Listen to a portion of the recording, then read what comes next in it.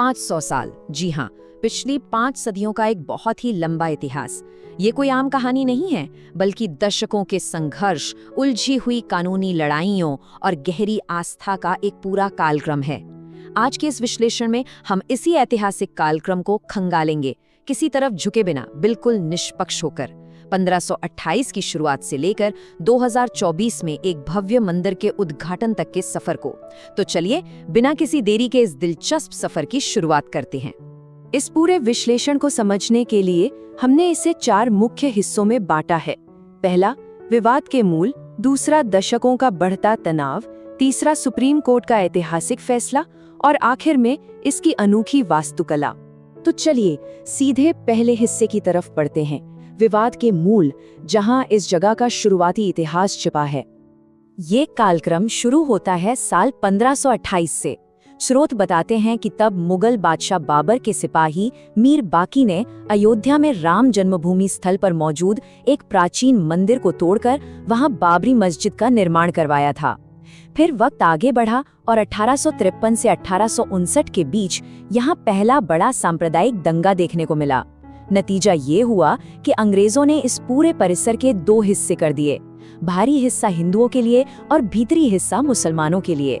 लेकिन कहानी में असल और सबसे बड़ा मोड़ आया 1949 में, जब मस्जिद के ठीक केंद्रीय गुंबद के नीचे भगवान राम के बाल रूप यानी राम लल्ला की मूर्तियां मिलीं। ये एक ऐसी घटना थी जिसने आगे का पूरा रास्ता बदल दिया। इसके बाद 1989 का साल आया, जहां विश्व हिंदू परिषद द्वारा मंदिर निर्माण के लिए नींव का पत्थर रखा गया। और यहाँ से हम आते हैं दूसरे हिस्से पर, जहां आधुनिक कानूनी और सामाजिक लड़ाई ने वाकई बहुत तेज रफ्तार पकड़ ली। इस आधुनिक कालक्रम में घटनाएं इतनी तेजी से घटी हैं कि इन पर ध्यान देना बहुत जरूरी है। सबसे ज्यादा उथल-पुथल वाला दिन साबित हुआ 6 दिसंबर 1992, जब कारसेवकों की एक बड़ी भीड़ ने बाबरी मस्जिद को ढा दिया। इस घटना ने पूरे देश को एक गहरे तनाव में डाल दिया।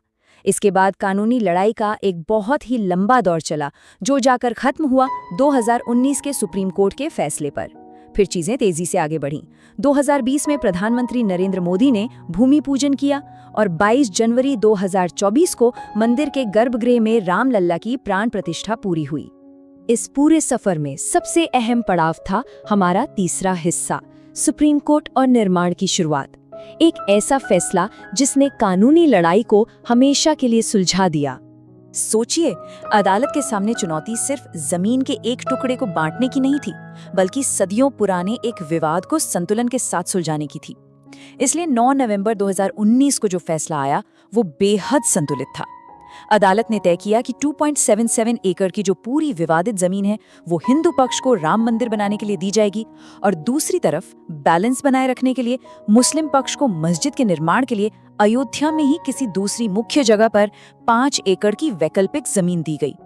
इस एक फैसले ने दशकों से चली आ रही कानूनी बहस को एक अंतिम और साफ दिशा दे दी। अब कानून और इतिहास से थोड़ा आगे बढ़ते हैं अपने आखिरी हिस्से पर, इसका वास्तुकला और इंजीनियरिंग का डिजाइन। इसमें इतनी अनोखी तकनीक छिपी होगी, ये शायद ही किसी ने सोचा हो। जैसे कि ये नंबर देखिए, 392। ये सिर्फ एक संख्या नहीं है। इस पूरे भव्य मंदिर परिसर का भार उठाने के लिए ठीक 392 खंभे खड़े किए गए हैं। इससे इस पूरी इमारत की विशालता का अंदाजा लगाया जा सकता है। और रुकिए, इस विशालता को 4 चांद लगाते हैं 44 दरवाजे।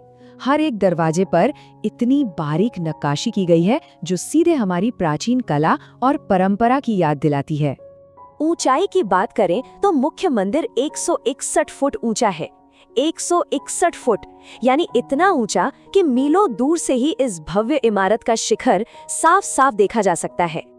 लेकिन इन नंबर्स के पीछे जो इंजीनियरिंग तकनीक इस्तेमाल हुई है ना, वो और भी ज्यादा कमाल की है।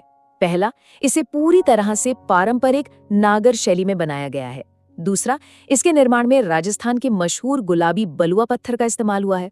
पर सबसे हैरान करने वाली बात बताऊं, इतनी विशाल संरचना को बनाने में लोहे या स्टील का एक तिनका भी इस्तेमाल नहीं हुआ है। जी हाँ, बिल्कुल नहीं। ये पूरी तरह से पत्थरों को आपस में लॉक करने की प्राचीन भारतीय तकनीक पर टिका हुआ है। तो ऐसे में एक बहुत ही दिलचस्प सवाल पीछे छूट जाता है। बिना किसी स्टील या लोहे के बना गुलाबी पत्थरों का ये विशाल स्मारक आने वाली आखिर कितनी सदियों तक ऐसे ही अटल खड़ा रहेगा? 500 साल का ये कालक्रम, जो एक विवाद से शुरू होकर आज एक ऐसी चमत्कारिक वास्तुकला पर आकर रुका है, वाकई समय की कसौटी पर सोचने को मजबूर कर देता है। आज के इस विश्लेषण में बस इतना ही।